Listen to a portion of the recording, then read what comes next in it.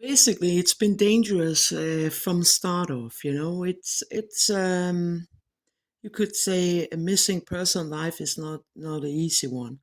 I took a very big risk working of the DDR war came down and also Ireland peace process, but I kind of knew that it was the only way to stop this kind of explore of human beings, like enslaved in a country, right? Or always have an excuse for your crimes because it's a sort of war, which is the dumbest excuse ever.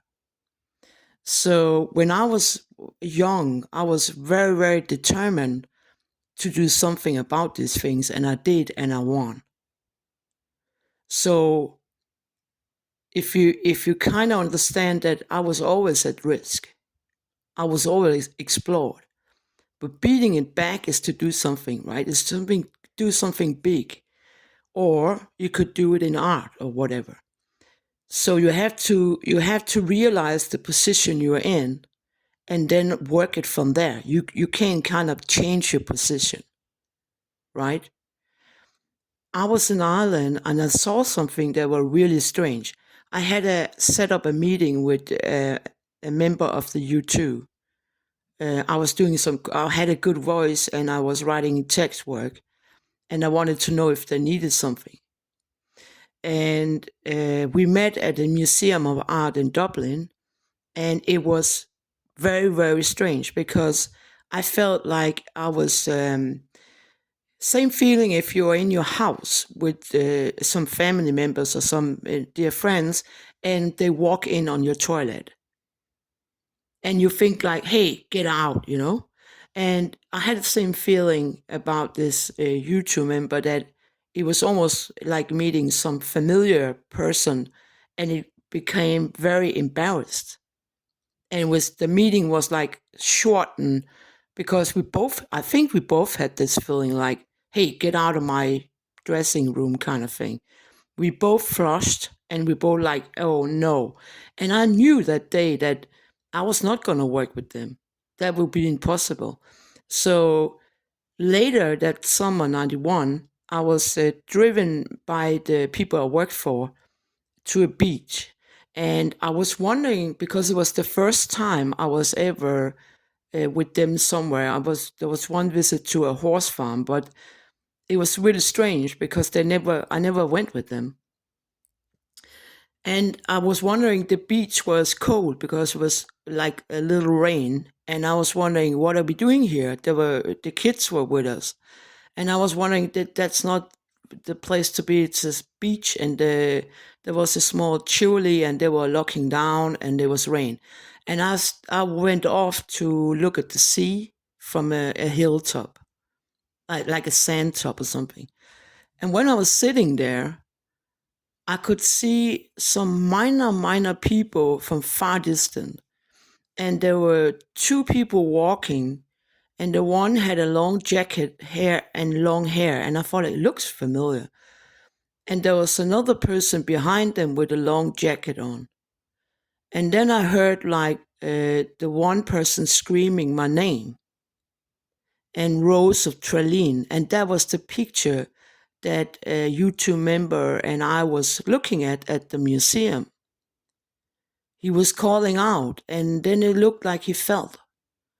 So I realized that I was under observation, and actually I looked straight into somebody Irish, right? Like Gary, whatever his name is.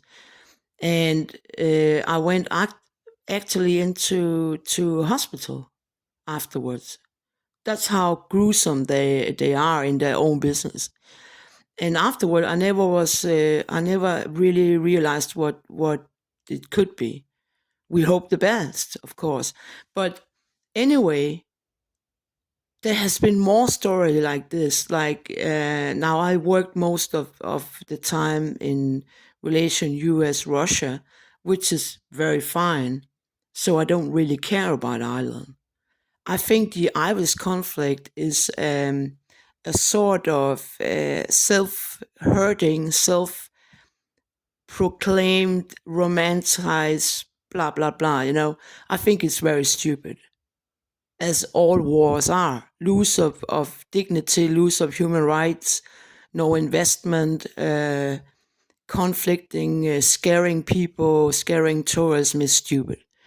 Anyway, I work most of the time with US Russian relations, and I got caught up and was taken from Copenhagen to Litauen and was tortured. And I also got hit by Prikken, which is a Danish group of maybe under something else, right? So basically, I had my time. But anyway, the worst I think I experienced was that the the film right, the music right, they are gigantic, powerful, fascist things, a little bit like Weinstein case, right? And I also found out that the explorer of missing children is huge in sport, in film, in music, because it's a waste. You know, you take somebody, manipulate them, groom them, train them. They are having a short glow in the TV, and then they are harmed for life. I mean, doped or used or put out, and that has to stop. And that's why the Me Too is still running, because this can't be true that you just kind of harvest young people and make them stars and then you kick them out afterwards. And another thing is, all those money that these young people produce is going where? Exactly. War.